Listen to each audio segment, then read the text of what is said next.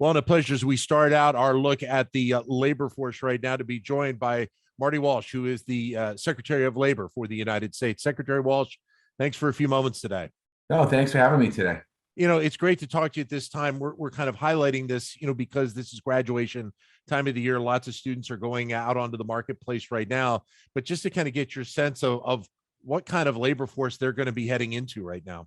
Well, it's probably one of the best markets that a young person graduating college can go into. There's lots of interest out there. There's, young people will have a great pick of a lot of jobs. A lot of companies certainly are staffing up now, and with a college degree, having that ability to be able to get jobs is good.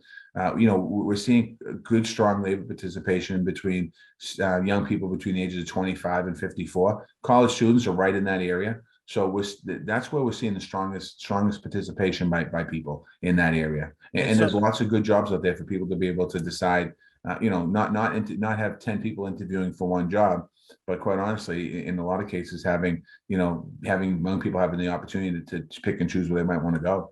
But I understand you and the administration are working on a good jobs initiative, which is obviously important when you're talking about where we were probably 2 years ago with the numbers of jobs lost.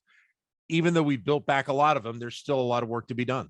Yeah, there is. We've seen a lot of companies that have increased their salaries and increased bonuses and increased, benefits for people. And what we're doing with the Good Jobs Initiative here at the Department of Labor is really making sure that it's across government and offering the ideas of good jobs to the private sector. And basically what that means is creating an opportunity pathway into the middle class, pathway into a good paying job with benefits, with potentially flexibility in those times, and also really focusing on diversity and inclusion, making sure that as we think about coming out of this pandemic and moving forward, how do we make sure that women and people of color and Native Americans and people in rural America have a chance and opportunities to get into good jobs. And I think that's really what we're thinking about. And a good job, it's a broad definition, but there's a lot of opportunities in what we call about good jobs. But I would imagine you also have to be focusing intently on where we are around inflation right now and the impact that it's going to have on jobs, on hiring,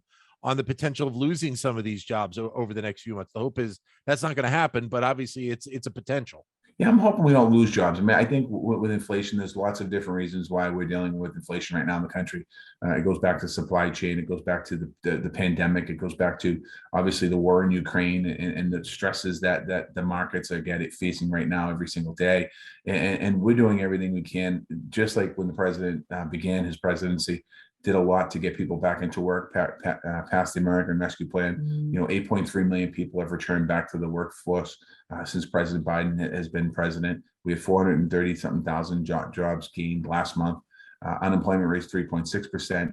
And the same and it was kind of an all of government approach on getting people back to work. And dealing with the inflation as well is the same thing. I mean, I'm focused on working on supply chain and relieving supply chain burden. So when we're not faced with, having shelves that don't have goods and services on them, how do we create opportunities to make sure we get those services in here? And so we're working on that. I know the Federal Reserve the other day, raised the interest rates and we've seen a little bit of a downturn, quite honestly, in the inflation number, the last report. So, we have a ways to go here. And I think the best thing we're doing is identifying and addressing the issue and not running away from the issue. I mentioned college grads, but there's another side to this as well. And as the dynamics of deciding whether to go to college or not have, changed a little bit, maybe in recent years, you're also seeing more high school grads decide to go right into the workforce as well. And that's the other dynamic, other side to this graduation story that I think you're going to see play out here in the months ahead. Well, to tie back into the Good Jobs Initiative, we're also looking at good, strong workforce development relationships and partnerships and making sure that we're meeting with employers on what the needs that they have to skill people up and to help people create opportunities and pathways in. We're also looking at apprenticeships and how do we expand registered apprenticeship programs. We did it. The building trades obviously are famous for apprenticeships, and you see those leading to good paying jobs.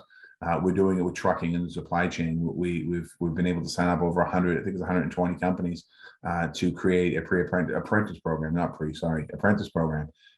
that's going to register thousands of people that are going to go to an apprentice program to get back into the trucking industry. So we're looking at other industries as well. So I think for those young people that have decided not to go to college, there's going to be a little bit of a timing issue, but we need to do everything we can, that we have a better process set up, that for future generations, if they decide to go directly to the workforce, that we get them as soon as they get out of high school, and we prepare them on a pathway to a career. What do you also have to do to make the opportunities for women even greater now? 2 years after the pandemic, the losses obviously of jobs there, and the fact that there are certain elements of the economy that still make it hard for women to go back to work at this point. I'll be honest, childcare is probably the number one issue on top of mind for families in America, and particularly women. And we're seeing that lots of childcare, lot of the childcare industry disappeared during the pandemic because of financial concerns, and the cost of childcare, quite honestly. And we need to really think about and reimagine what childcare looks like in America. The president certainly has spoken about this and filed legislation on this. This is not a Democratic or Republican issue. This is an American worker issue. And when you think about the strains in our economy, what we've seen with the supply chain, what we've seen with inflation, one of the biggest strains in our economy for the next decade will be if we don't address and come up with some comprehensive solutions on childcare. That's going to have dramatic impacts on our economy, and that will result in many, many women that won't be able to enter the workforce at all, or even part-time, and that's going to be a challenge. And it seems like we're starting to get a little bit of a feeling now as well as to how many people early on in the pandemic who quote unquote retired Yeah. are starting to come back into the workforce, not necessarily like during the financial crisis where they lost retirement savings, but just because they want to be back in the workforce. They feel they need to be back in there. Yeah, I always felt that people would come back back to the workforce that retired early, because I think a lot of it was a reaction to the pandemic. People were home and realizing that their work-life balance was much better. When they weren't working, 60, 70, 80 hours a week. And 2.4 million Americans last year retired 2 years early. And I think that, again, there's opportunities there to create pathways into different industries. A lot of those folks that retired might not go back to the industry they were in, but certainly they have the ability to go into other industries. And you don't need a lot of workforce development for that generation. You need to have some maybe on the job workforce, on the job training. But I think that I think we're going to see more and more of those folks come back into the workforce. And we're still seeing high quits rates, but that's a dynamic where you're seeing more people switching jobs, not that they're coming out of the workforce. Yeah, That's a unique dynamic to it. It is. 4.5, I think, million people left their job last month, and they're looking for better opportunities. And most of the we looked at the numbers a bit, and a high number of those folks that left were low income earners, people of color, and women that left the workforce. And again, I think that's where we have an obligation and an opportunity, quite honestly, to help train those folks. And that's where employers come into play, having those open dialogues with employers as well. I mean, I don't think we should be when I say we, the Department of Labor should be setting up job training programs for what the skills might be in the country. I think having partnerships with companies telling us what the skills are needed, and then gear programs towards that will be much more impactful. And again, we have places like Job Corps and American Job Centers that we have a real big opportunity to do some good things there. Well, yeah, and playing off of that is the fact that more businesses seemingly are willing to want to do the training themselves, because they realize with this high quits rate, the more they can train, potentially the employees feel better about being at that company, that they're going to stay there. And when we know the cost of turnover in HR when somebody leaves a company.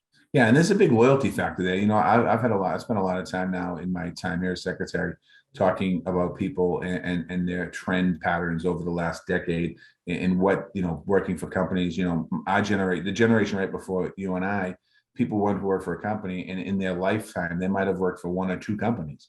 The next generation, after us, they're jumping around, and even the younger generation now is moving several companies in the course of a few years. So I think that companies are looking at that and saying, wait a second, we have an opportunity by potentially offering flexibility to do working in office and doing some potential Zoom working, if we will.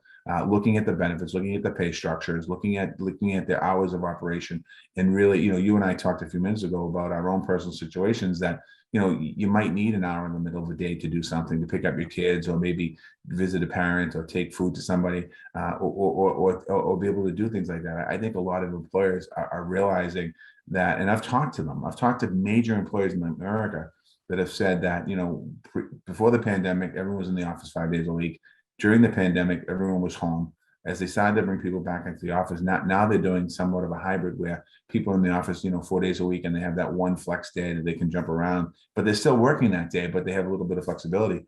And what I was told is the productivity is higher and the satisfaction of the company is higher. So I think companies need to be creative. I mean, if I as a leader of Department of Labor, we also look at that. I want to make sure, we run a company for the most part, right? We have 18,000 employees. Well, we're not there yet. We're going to have 18,000 employees. And when I was the mayor of Boston, I had 17,000 employees. Like I was a company, and what we want to do is make sure the people that work for you want to come back to work the next morning. And that consistency and that support and that loyalty, if you will, and knowledge, institutional knowledge, is key to any operation.